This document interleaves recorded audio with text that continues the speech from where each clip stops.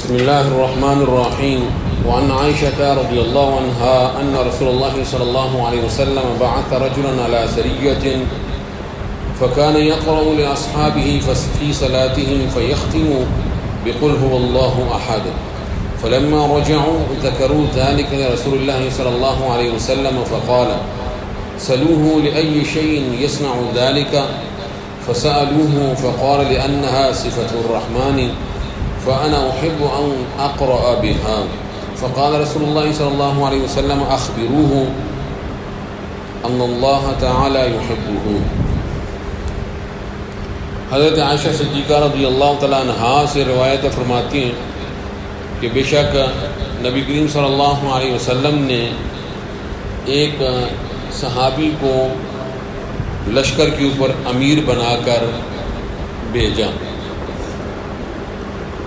فکان یقرأ لاصحابہ فی صلاتہم، تو یہ صحابی چونکہ امیر لشکر تھے سب کو پھر نماز بھی پڑھاتے تھے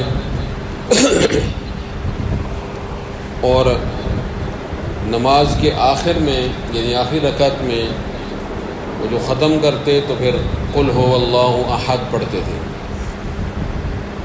یعنی دوسری رکعت کی تلاوت میں سورہ فاتحہ کے بعد وہ قل هو اللہ احد پڑھا کرتے تھے. ہر نماز میں دوسری رکعت کے اندر وہ،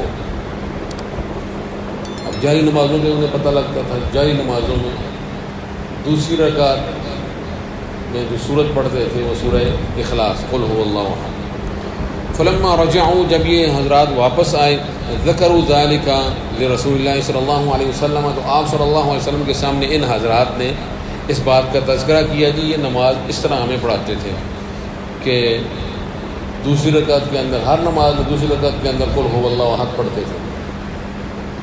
فقال سألوه لأي شيء يصنع ذلك، آپ صلی اللہ علیہ وسلم نے فرمایا کہ اس سے پوچھو کہ یہ اس طرح کیوں کرتا تھا. فسألوه، تو صحابہ کرام نے ان سے پوچھا کہ آپ اس طرح کیوں کرتے تھے. انہوں نے جواب دیا لأنها صفت الرحمن، کیونکہ اس کے اندر رحمان کی صفات کو بیان کیا گیا ہے، رحمان کی تعریف کی گئی ہے.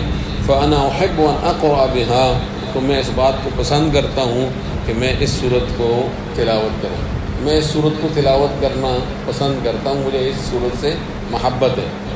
فقال رسول اللہ صلی اللہ علیہ وسلم، تو آپ صلی اللہ علیہ وسلم نے فرمایا اخبروہ ان اللہ تعالی یحبہ، اسے بتا دو کہ پھر اللہ رب العزت بھی، بے شک اللہ رب العزت بھی اس سے محبت کرتے ہیں. اسے چونکہ پیار ہے، محبت ہے سورہ اخلاص سے، اللہ رب العزت بھی اس وجہ سے ان سے محبت کرتے ہیں. ایک بات یاد رکھیے گا، ہم لوگ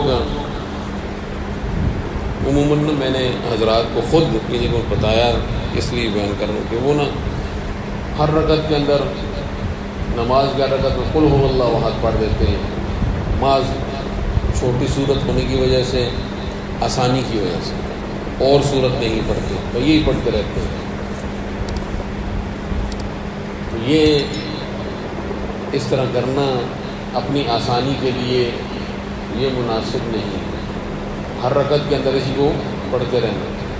کسی کو اور کوئی صورت یاد نہیں ہے تو پھر تو کوئی حرج کی بات نہیں ہے، یاد کرے لیکن یہ پڑھتا رہے. لیکن ویسے ہی جو ہے وہ آسانی کے لیے چونکہ زبان پر چڑھی ہوئی ہے، بس ہر رکعت میں اسی کو پڑھ دیا، اس طرح مناسب نہیں. بدل کر صورت کو پڑھنا، اس طرح نماز پڑھنی چاہیے. اس کے ایک فائدہ تو یہ ہوتا ہے کہ نماز کے اندر دھیان رہتا ہے، توجہ رہتی ہے. آپ نے تلاوت کرنی ہے، صورتوں کا انتخاب کرنا ہے، پھر کہیں صورت پڑھنے میں غلطی نہ ہو جائے تو پوری توجہ آپ کی وہاں پر ہے. سورہ اخلاص جو ہے وہ ہمیں بڑے اچھی طرح یاد ہے، بچے کو یاد ہے، وہ توجہ ہی نہیں ہوگی، بس دماغ کہیں اور ہے اور زبان سے سورہ اخلاص ہم پڑھ رہے ہیں.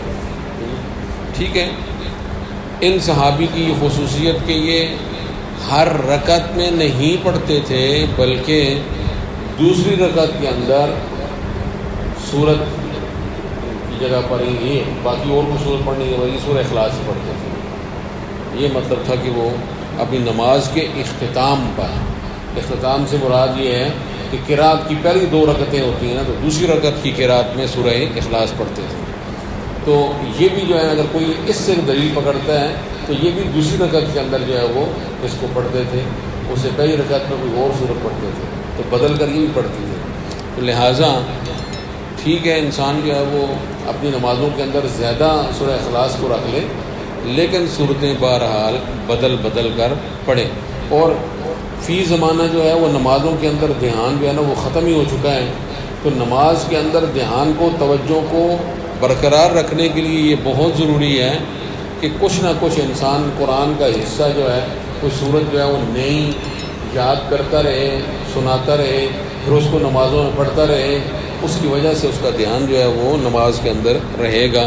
نماز کے اندر جو ہے نا یہ خشوع لانے کے لیے توجہ اولین چیز. اللہ تعالیٰ میں سمجھ کر عمل کرنے کی توفیق عطا فرمائے.